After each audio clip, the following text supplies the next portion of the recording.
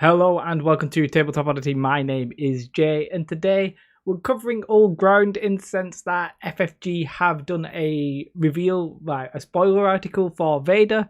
We're going to have a quick look at Vader. I never made one on Luke, and I didn't even do the crashed AirPod, the crash pod. You know, the C3PO and R2D2. We're going to not bother with them, but we are going to look at Vader and Luke. And yeah, we'll just see what there is. As I said, a lot of this stuff has already been talked about because a lot of it's been released, like announced at Gen Con, etc. And there's just been information that has been slowly like teased out. However, you know, we've got an article, so let's have a look at it. And yeah, obviously, the miniature is fantastic. It's been confirmed that you can use all 6 of the command cards if you want to. So that's why I'm particularly interested in Vader personally. Because I love Vader, and apparently somebody did quite well with Vader at London GT, and that was before the points decrease on him. So all in all, I like the sculpt. I thought a bit of me wanted the celebration sculpts. I still don't like the fact that they were, you know, a convention exclusive, but there you have it. Some people do love it, like you know, you can see on Twitter and stuff like that. But yeah, Darth Vader. So basically, they say this is like when Darth Vader was first becoming Darth Vader, if that makes sense. So that's why he's perhaps a little bit weaker in the terms of his attack. He's only got 5 red dice instead of 6. All fine. He comes by default, he has Force Throw, which has got that scatter, which is going to be interesting, allows you to move units. Blast is going to ignore cover. Yes, he's Master of the Force 1 instead of Master of the Force, like, is it 2? No, Master of the Force, he is always Master of the Force 1. Who's Master of the Force 2? Palpatine, I think. Yeah, he's got Jedi Hunter, it's interesting. Immune to Pierce, Deflect as normal, Relentless. But the key thing here really is the Spur, which is going to allow him to take a suppression token and improve his speed by 1. Think of that as like a force march. But he can be suppressed. He has a courage of 3, so it's not like he has infinite like Commander Vader. So yeah, he's definitely interesting. He's 170 points, which a bit of me is now like, well, if you use his command card where you can drop in with the cheap and normal Vader, is that possibly better? Maybe, I don't know. I think they're going to be reasonably close. If anything, a bit of me now thinks because you can use all the command cards, is there enough differentiation between the versions of them? I mean, only time will tell. I honestly don't know that right now, so I don't want to make some bold statements. But we do get full views of his command cards, and yeah, some of them are obviously very interesting. So we knew number 3. We're not going to look too much. That's going to allow you to like infiltrate when you start the game. Basically, going to let you put you anywhere on the board. I think that is potentially very strong, but I could very easily be wrong.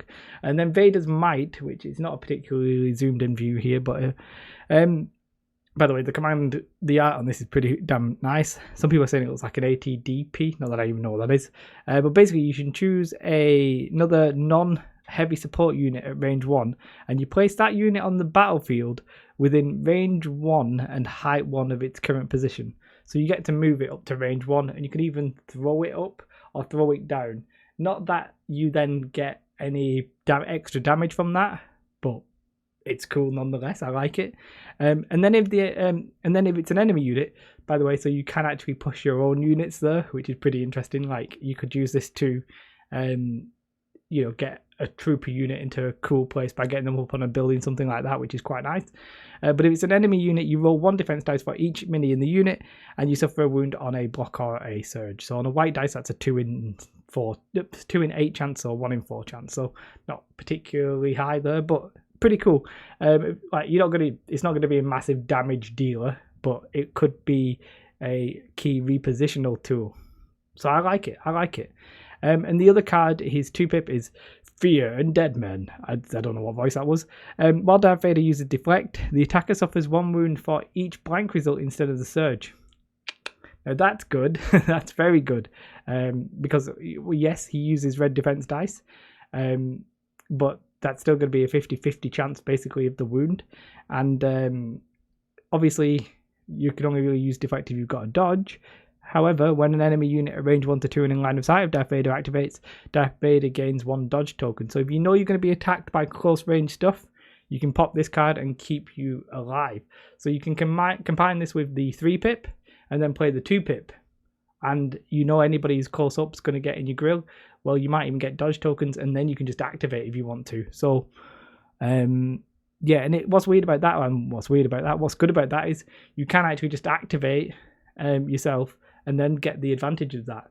later on you could just gain the dodge tokens.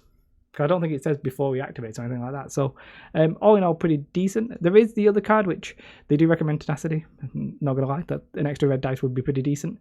Where's the card I'm looking for? Have I gone through them? Where is this card? I saw it a minute ago. Here we go. Darkness Descends. I don't know why it's in its own... No, it's not. Fear. There we go. It's in its own section. Interesting. Dark side only. You gain Demoralize 1, which is after your rally step, and after your rally step, an enemy unit at range 1 to 2 gains up to 1 suppression token. For 3 points, yeah, all right. I mean, for 3 points, for sure, as a force card. I think you might. Do you even need force push on him? Is an interesting question because of how much moving you can do with Vader by default. Obviously now you don't need saber throw. Do you necessarily need force reflexes? Not really sure. So I'm not 100% sure what force cards we're going to use on Vader, or at least this particular Vader. Endurance makes sense because you are going to be popping on your own suppression. So at the end of the activation phase, you get to remove one. Fine, fantastic. That just means you can spur more often.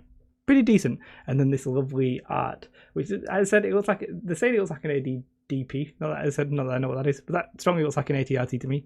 Here is Vader just moving that because it's not a heavy support. You can move an ATRT. Good, friendly or bad. Friendly or bad? Yeah, friendly or enemy. All in all, yeah, all right. Intriguing. So it was confirmed that he's not coming out this month, and it says the fourth quarter. Maybe the end of October is when Matt Holland said it on Facebook, but don't quote me on that. I'm not 100% sure. Quick look at Luke. Again, all this information was probably already out, so we're not going to dwell too much on it. But we already discussed a lot of it. 7 black dice, which is interesting. He doesn't necessarily come with a ranged attack by default, but he's maneuverable. You could, in theory, take saber throw on him. Which would get you 4 black dice, I think, because you round up. Impact 2, PS2. Saber throw on Luke, I think, would be okay. He is 200 points, though, so you're paying for that.